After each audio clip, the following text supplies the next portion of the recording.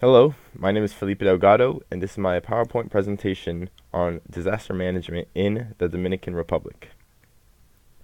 The country of Dominican Republic, Haiti's only neighbor on the island of Hispaniola, is a country that heavily relies on its disaster management to decrease the risk of constant disasters from its citizens. Over the course of decades, the Dominican Republic has always needed to improve their disaster management due to their lacking financial budget.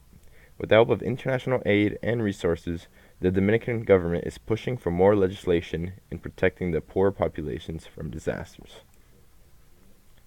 In the Dominican Republic, the disaster management response is usually bottom up, as the local communities respond to disasters before other levels of government.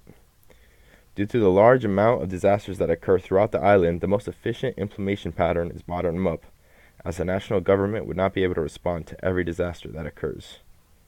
Once a disaster or an emergency becomes too overwhelming for a local community, the state begins to respond by either sending in the military or disaster management agencies who are more prepared for larger scaled occurrences. The Dominican Republic, located directly in the Caribbean, is constantly hit by many natural disasters. The nation is usually hit by disasters such as hurricanes, landslides, earthquakes, flooding, droughts, heat waves, and tsunamis. Since the mid-20th century, the quick and poorly planned construction of infrastructure and structures such as houses, buildings, have had high levels of vulnerability. The global problem of climate change is also a posing threat towards the country. Due to the climate change, agencies within the government are shaping disaster management legislation in accordance to what the future may bring.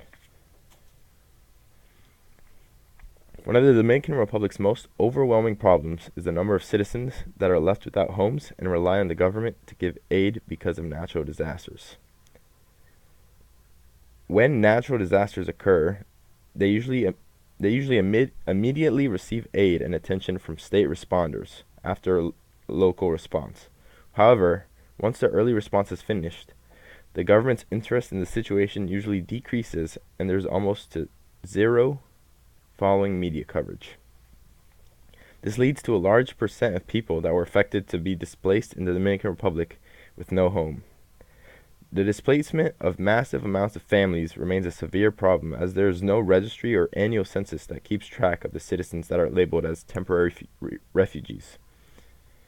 The refugees were at once sent by the government to live in small camps after a natural disaster, and some have remained there for up to decades waiting to be resettled.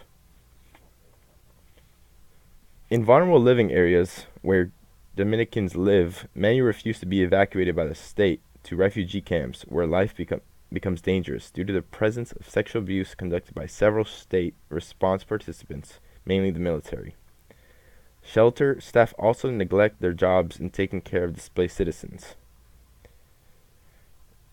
In my opinion, the Dominican Republic should increase the number of national officials present in these camps to supervise the military and camp staff to prevent the further exploitation of people's human rights. Over the years, the federal government of the Dominican Republic has taken several motions to improve their disaster risk management. This includes creating a comprehensive and institutional legislation and framework directly about disaster management. In 2002, the Disaster Risk Management Law set in place the National System for Disaster Prevention, Mitigation, and Response. Even though the Dominican Republic works with a bottom-up implementation of management, this law puts the national government in a more involved role in preparing the whole country for disasters. In 2010, the National Development Strategy was developed and set into motion. This law was not only meant to implement the previous law's provisions into public policies and projects, but to bring attention to climate change adaptations that will have to be enforced. The National Development Strategy, focused on not only the present but the future, is set to stay in place until 2030. This law reflects the fact that the Dominican government is taking responsibility and looking out for its citizens for the long term. Set into place in 2013, the National Plan for the Reduction of Seismic Risk created a framework for guidelines to decrease the amounts of risk factors that could cause massive systemic dangers. At the current point, the Dominican Republic has about three main goals. The first is the government wants to continue supporting provinces and communities by establishing their own disaster management plans that are unique for their location. Second, the Dominican national government wants to integrate their disaster management plans criteria into building codes, regulations, and zoning laws in order to improve the strength of infrastructure. And third, the Dominican Republic government wants to create a financial strategy to support mitigation across the country. The Dominican Republic has begun progressing towards a better disaster management. However, some international organizations have offered support to further improve the status of the country.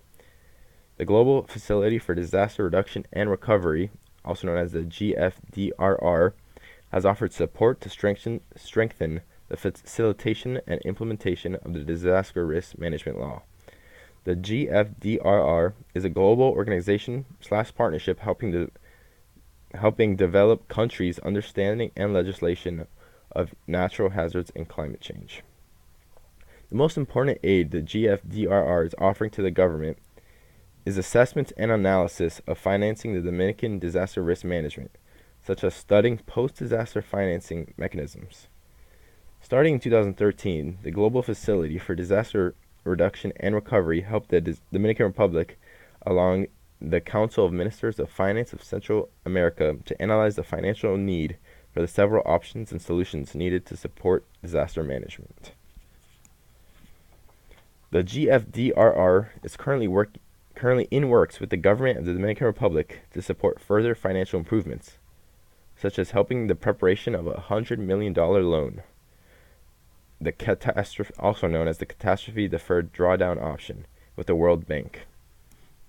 The GFDRR is also attempting to develop a tool that measures the amount of economic losses that occur towards the infrastructure when disasters occur. In conclusion, the Dominican Republic is a unique country that experiences a wide range of different disasters that affects the lives of thousands of people every year. In the 21st century, the nation's government has made some dramatic steps towards decreasing the risk of disasters, from earthquakes to floods. Several laws have been passed that have focused on not only the present, but also the future, such as climate change. As disasters will most likely start increasing due to climate change, it is now more important than ever for the disaster management of the Dominican Republic to continue improving. Thank you very much.